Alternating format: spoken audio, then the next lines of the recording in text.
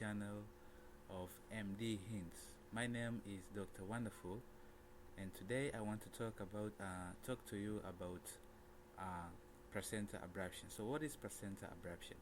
Placenta abruption is antepartum hemorrhage which occur due to premature separation of the placenta from its site attachment in the uterus. So this placenta abruption usually occur after 28 weeks of gestation in pregnant women. So what are the diagnostic criteria for placenta abruption? Placenta abruption signs and symptoms include vaginal bleeding, and usually the blood is usually dark colored. Okay, so vaginal bleeding of dark blood with clots. Okay, and usually the bleeding also sometimes the bleeding can be concealed. Okay, another presenting feature is that these pregnant women usually present with lower abdominal pain, which can be moderate, severe, or even sometimes absent in small bleeds. Also, these women with placenta abruption, they also present with enlargement of the uterus. Okay, the uterus appears to be enlarged. Also, it can be tender, okay, and hard. It can be tender and hard as well. Also, these pregnant women with placenta abruption, also they can present with the signs of fetal demise or fetal distress. So what are the investigations to be performed for a person to whom you suspect that has placenta abruption? And note that diagnosis of placenta abruption is mainly usually clinical. Some of the investigations that can be done for a person with placenta abruption, they include CT scan. CT scan is usually performed in order to assess the state of the fetal well-being. So because we have seen that one of the presenting feature of placenta abruption is fetal distress. So CT scan is done in order to assess the state of fetal well-being. Also, another investigation that can be done for a person with placenta abruption include full blood count. Okay, full blood count should be also done. Also, another investigation that can be done is blood grouping and cross matching. This will help if the patient with placenta abruption needs blood transfusion. Another investigation that can be performed is renal function test, serum electrolytes.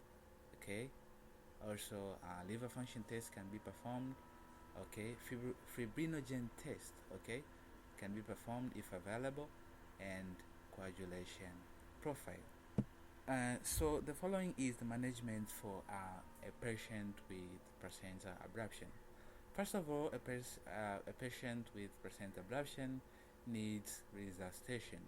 So the patient with placenta abruption, first of all, needs to be admitted in the hospital, and large bore canal, 2 IV large bore canal should be inserted, and resuscitation fluid should be given. This may include normal saline or Lactate. Okay. Also, the patient needs to be provided with oxygen. Okay, 6 liters per minute. Also, urinary catheter should be inserted in order to monitor the volume of urine input and output. Obstetric management for a patient with placenta abruption include delivery. Okay, so if the fetus is alive, if the fetus is alive and viable, the preferred mode of delivery is mainly emergency cesarean section. Okay, if the fetus is alive. However, if the fetus is dead, then the preferred mode of delivery is spontaneous vaginal delivery. Okay, so artificial rupture of membrane should be performed. All right, and also if Spontaneous labor is not available, then labor should be induced by using uterotonics such as oxytocin. Okay, the dose of oxytocin is 5 units in dextrose, 5%, 500 ml, and 10 drops per minute should be given first. And also active management of third stage of labor should be performed, and massage of the uterus. Also remember that for a patient with placenta abruption, the vital signs should be monitored at least every hourly. The vital signs of blood pressure and pulse should be monitored at least hourly. And also the blood count and clotting profile should be monitored at least after every 2 hours. Okay, also remember that antepartum hemorrhage such as placenta abruption is an obstetric emergency, so a collaboration between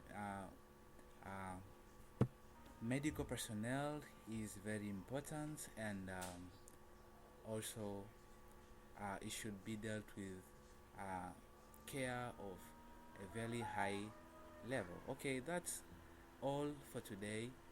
Until next time, my name is Mr.